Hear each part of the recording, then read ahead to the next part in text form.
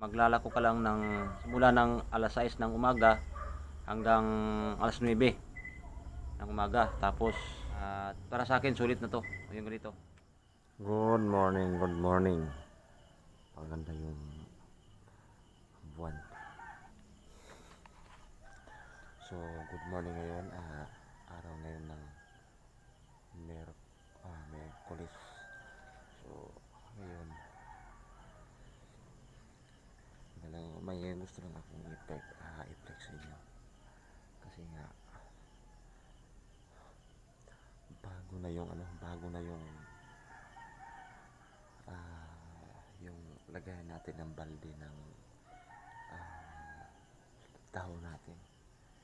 So, nag-order ako kay madam. Kasi siyempre nga, pag gusto mo, kapag gusto mo yung trabaho mo, siyempre gusto mo magkaroon ng gamit. At hindi lang yun, gamit na basta-basta. Kasi maganda. Ito yun. So,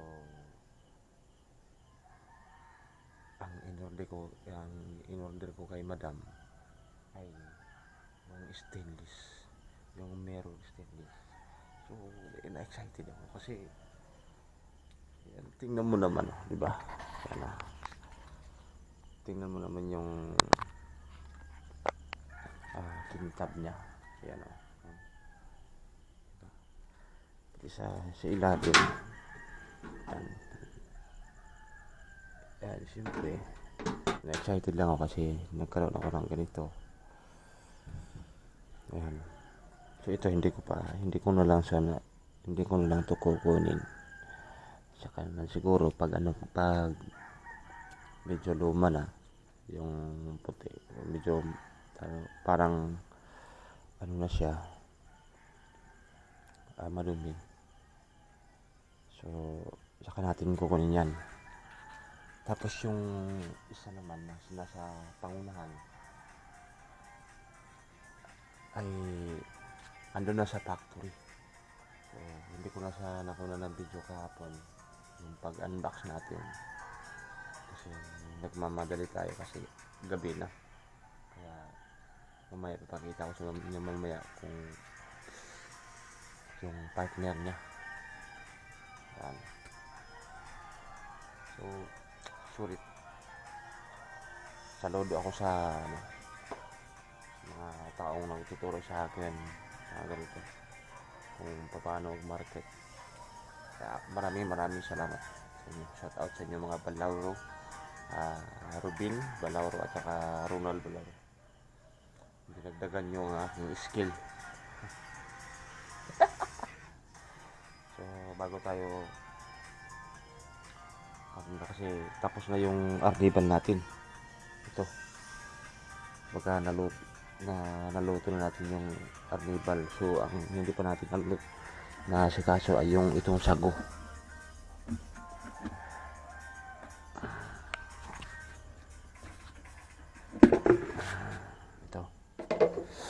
Ito yung sago.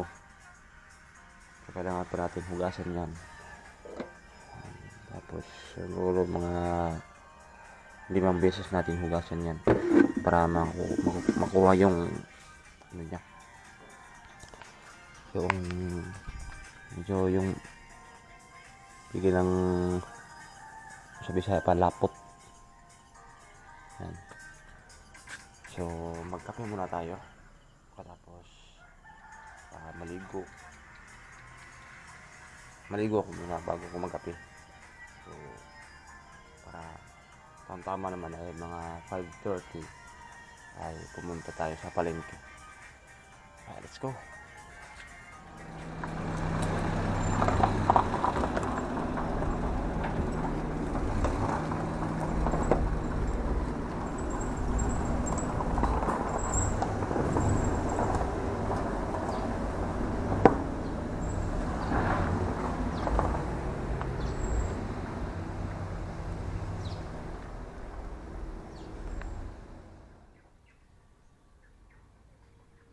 So yun, tapos na natin naikot-ikot yung buong plaza. So halos yung mga tao ay kumakain na. So tayo naman ay tapos na rin kumain. Tambay muna dito at saka ilagay natin ang ating taho sa hindi mabilad ng araw kasi bawal tong mabilad kasi ito ay mainit pa. So kailangan siyang yung hindi siya maarawan. Yan. Tayo yung duyan natin ay dala-dala natin. So pwede tayo matulog.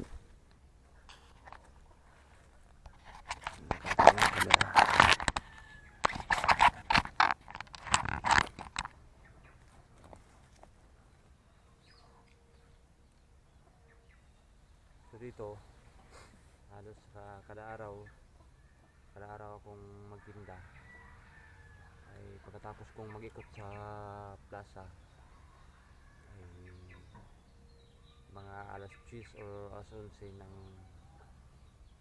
umaga ay magpahinga ako. So gamit ko itong ating duyan.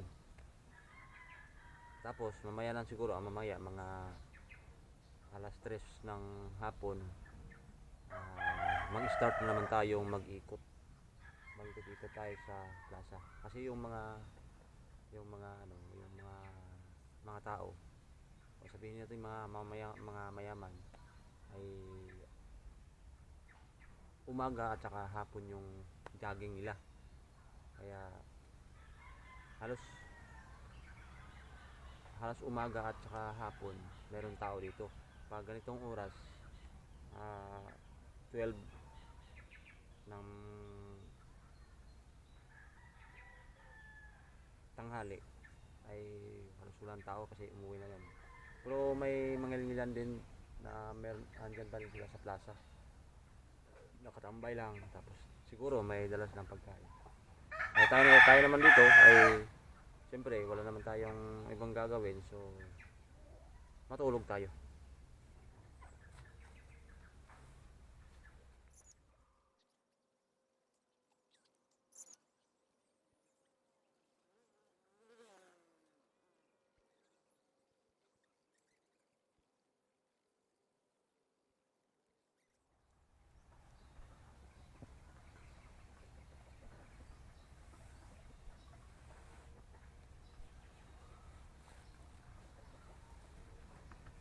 So yan, mag alas 3 na ng hapon.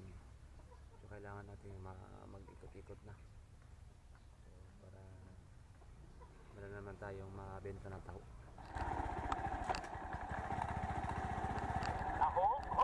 Nandito na ang super hot dog, ang sustansyado na tao. Masarap na, sustansyado pa. Nandito na ang super hot dog, ang sustansyado na tao. Masarap na, sustansyado pa.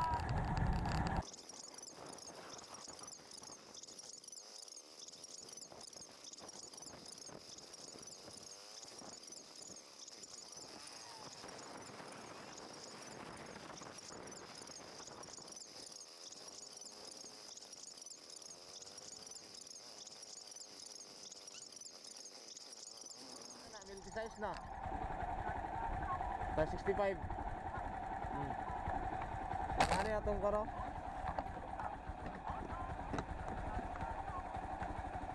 Ngani, kap.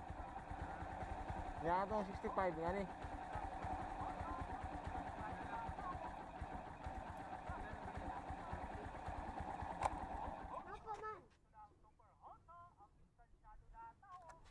Masarap na, sustansyado pa.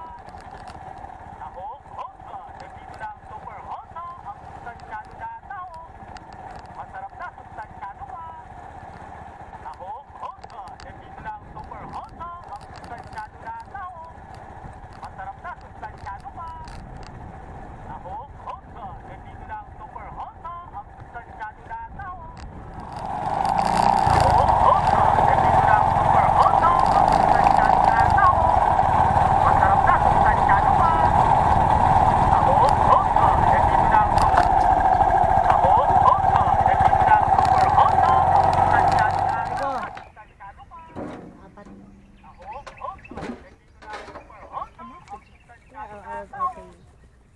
Did you pay the...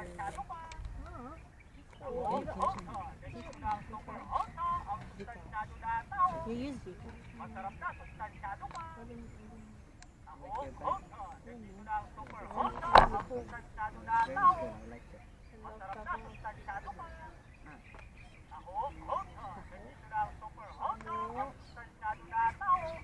In when laying down in the morning, we heard there's always taho. You can hear it from there? Yeah.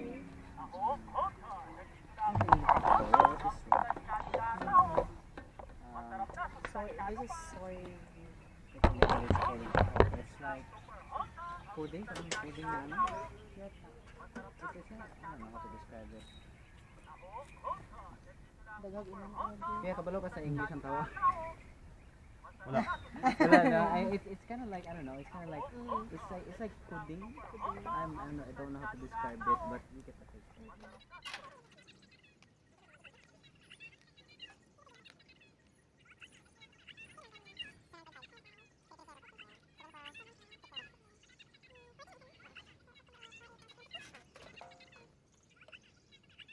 Thank you, ma'am. Gusto mo ito, ang baso.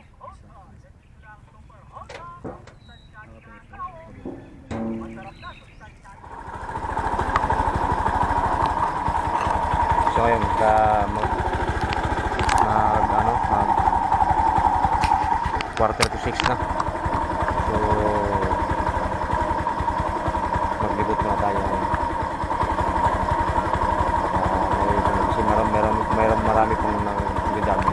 Honda, ang sustansyado na tao. Masarap na sustansyado pa. Ako, Honda, nandito na. So what's up? Dito na tayo sa ating barracks, no? So ito na yung kinita natin sa isang araw, no? Paglalako natin. So kung bilangin natin 1, 2, 3, 4, 5, 6, 7, 8, 9. So may coins pa tayo dito sa ating maliit na bag. Tapos may nag-send pa sa atin ng GCash. Halos nasa 1.3 yung kinita natin. So bawasan ng remittance, siguro nasa mga 700 yung kinita natin sa isang araw. Pero hindi naman siya sulit na isang araw na kumbaga maglalako ka lang ng galing ng simula ng alas 6 ng umaga hanggang alas 9 ng umaga. Tapos yan na, pwede ka na matulog. Tapos gigising ka na lang pag bandang mga alas 3 ng hapon. Kasi yung mga yung mga nagjo-jogging na mga yung mga mayaman, mga alas 4 ng hapon, tapos or alas 5, sipagan mo mag-ikot sa plaza. Kasi mayroon talagang kakain ng taho. So hindi naman siya hindi para sa akin okay naman yung kitaan ng taho. So hindi ka pa stress. Wala kang amo na laging binabantayan. Lagi kang binabantayan sa oras. Ito wala. Pray time. Gusto mong kumayod, no? So hanggang dito na lang ating ating vlog. Salamat sa iyong panonood. At para sa akin sulit na to yung ganito. Maraming salamat at good night sa inyong lahat. Bye bye. Kita sa susunod nating mga vlog. Bukas magbablog pa rin tayo. I-vlog natin yung mga customer natin. Let's go.